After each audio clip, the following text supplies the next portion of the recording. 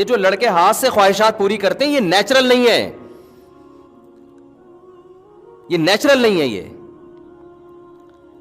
Doctor تو کہے گا body کو کوئی نقصان نہیں ہے. دیکھو جو لڑکوں سے بدفعلی کرتے ہیں باڈی کو ان کے کوئی نقصان ہوتا ہے؟ مینٹلی بیڑا غرق ہو جاتا ہے ان کا. اتنا بیڑا غرق ہوتا ہے کہ لوط علیہ السلام کہہ رہے ہیں کہ تم عورتوں سے شادی کرو، وہ کہہ رہے ہیں ہمیں عورت سے نکاح میں کوئی رغبت نہیں ہے. وہ جو ہارمونز باڈی میں جو انسان میں خواہشات کو بھڑکاتے ہیں، ان ہارمونز کی ایسی کی تیسی ہو گئی تھی کہ نہیں ہو گئی تھی لوط علیہ السلام کی قوم کی؟ ابے کیا ہو رہا ہے، کیوں سمجھ میں نہیں آ رہا؟ تو اللہ نے آپ کے اندر ایک خواہش عورت کے لیے رکھی ہے، وہ ہاتھ سے پوری کر رہے ہو اور آپ کہہ رہے ہو کوئی نقصان نہیں ہوگا.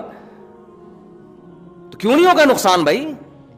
جو کام جس کام کے لیے خدا نے پیدا کیا ہے رکھا ہے وہ آپ اس کے علاوہ اپنی پوری کر رہے ہو. یہ ڈاکٹر بیڑا غرق کر دیں گے آپ کا.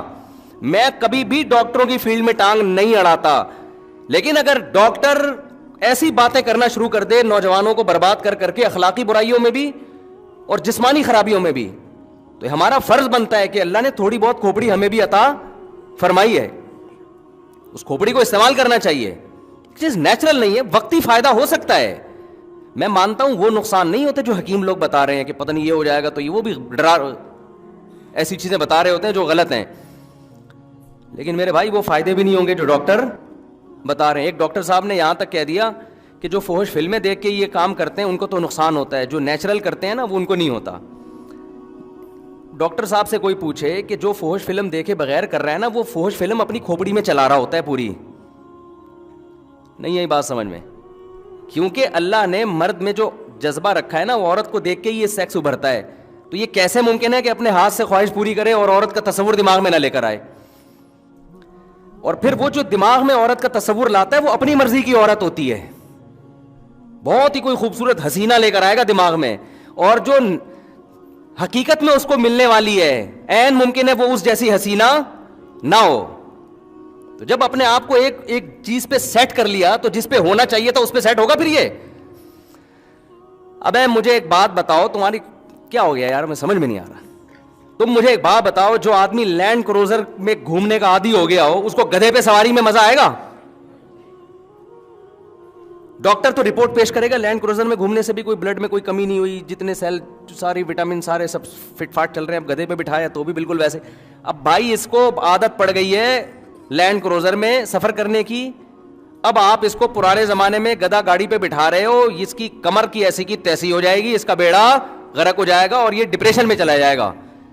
تو جو لوگ ہاتھ سے اپنی خواہشات پوری کرتے ہیں شادی کے بعد جو ان کی لائف ہے وہ لازمی ڈسٹرب ہوتی ہے. کچھ لوگ کہتے ہیں ہمیں کچھ نہیں ہوتا، اصل میں آپ کو پتہ ہی نہیں ہے کہ اگر یہ نہیں کرتے تو پھر کیا ہوتا آپ کو. سمجھ میں آ رہی ہے نا بات؟ ایک آدمی اندھوں میں پیدا ہوا تو وہ تو کہہ رہا ہے یہ نظر وظر کیا ہوتا ہے؟ بھائی کچھ بھی نہیں ہوتا، میں تو نارمل لائف گزار رہا ہوں. اسے کچھ دن کے لیے آنکھیں دے دو تو پتہ چلے گا آنکھوں کے ساتھ لائف کیا ہوتی ہے اور وداؤٹ آئیز لائف کیا ہوتی ہے. تو جنہوں نے نہیں کیا ان کی شادی کے بعد کی زندگی اور جو کرتے کرتے عادی ہو چکے ہیں ان کی شادی کی لائف کی زندگی میں کیا ہوتا ہے فرق. اب اس نے کمپیئر ہی نہیں کیا ہوتا نا، اس کو وہ حیات ملی نہیں ہوتی، وہ لائف ملی نہیں ہوتی، تو کیسے کمپیئر کرے گا یہ؟ تو وقتی فائدے تو ہو جاتے ہیں، وقتی تو سٹا لگانے میں بھی ہوتے ہیں بھائی، ریلیکس ہو جاتا ہے. تو ڈاکٹر یہی کہہ رہا ہوتا ہے کہ ڈپریشن میں جا رہے ہیں تو یہ کام کر لو تو ذرا ریلیکس ہو جاؤ گے. وقتی طور پر سب کچھ ہوتا ہے، فائدہ ہوتا ہے، لیکن اس کے دورس نتائج وہ نقصان دہ ثابت ہوتے ہیں. یہ ریلیکس ایسا ہی ہے کہ آپ اگر برداشت کر لیں نا اپنی خواہش کو، وقتی نقصان ہوگا لیکن آہستہ آہستہ برداشت کرنے کی عادت پڑ جائے گی اور پھر یہ ٹھڑک پیدا ہی نہیں ہوگی.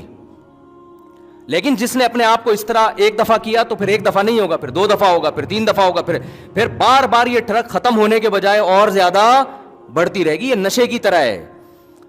یہ بالکل ایسا ہی ہے جیسے کوئی ٹینشن میں تھا، آپ نے اس کو تھوڑی شراب پلا دی کہ یار تھوڑا ریلیکس ہو جائے گا، تو وہ ریلیکس تھوڑی ہوگا، اب دوبارہ ٹینشن میں آئے گا اور جلدی آئے گا ٹینشن میں. پہلے تو ٹائم کے بعد آ رہا تھا، اب جلدی آئے گا ٹینشن میں. اب پھر 1 گھونٹ پیا، 2 گھونٹ پیے گا، پھر 1 بوتل پہ آئے گا، پھر 2 بوتل پہ آئے گا، پھر وہ بن جائے گا شرابی. تو اس لیے جو اللہ رسول نے کہا ہے نا وہ غلط نہیں ہو سکتا. اللہ میاں نے ہمارے لیے ایک ہی آپشن رکھا ہے بھائی، نکاح کرو اور تمہارے لیے اللہ نے کس کو پیدا کیا؟ بیوی کو پیدا کیا. بس الا علی ازواجہم او ما ملکت ایمانہم, اللہ نے فرمایا صرف بیوی ہے تمہارے لیے. فمن ابتغى وراء ذلک, جو بیوی کے علاوہ کوئی بھی راستہ اختیار کرے گا, فاولئک هم العادون, یہ لوگ اللہ کی حدود کو توڑنے والے ہیں.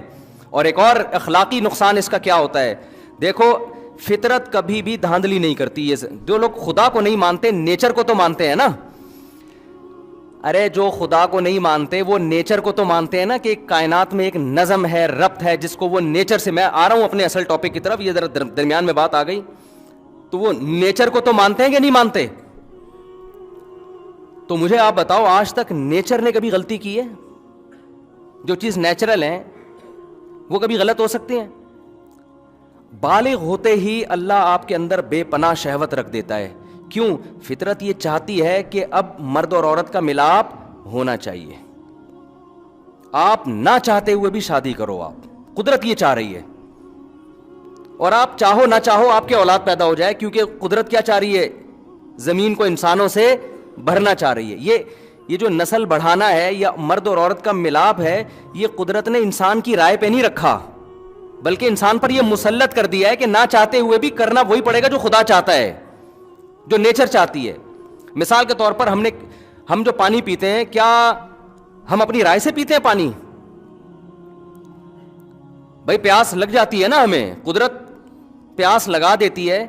پانی کتنا پینا ہے یہ قدرت نے ہمیں ہماری رائے پہ نہیں چھوڑا, ورنہ ڈاکٹروں میں اختلاف ہو جاتا. کچھ ڈاکٹر کہتے ہیں 10 گلاس پینا ہے, کچھ کہتے ہیں 5 گلاس پینا ہے, کوئی پینا ہی نہیں ہے. تو پتہ چلا 25-30 کروڑ لوگ تجربے کی بھیٹ چڑھ جاتے ہیں, مر جاتے ہیں پیاس سے.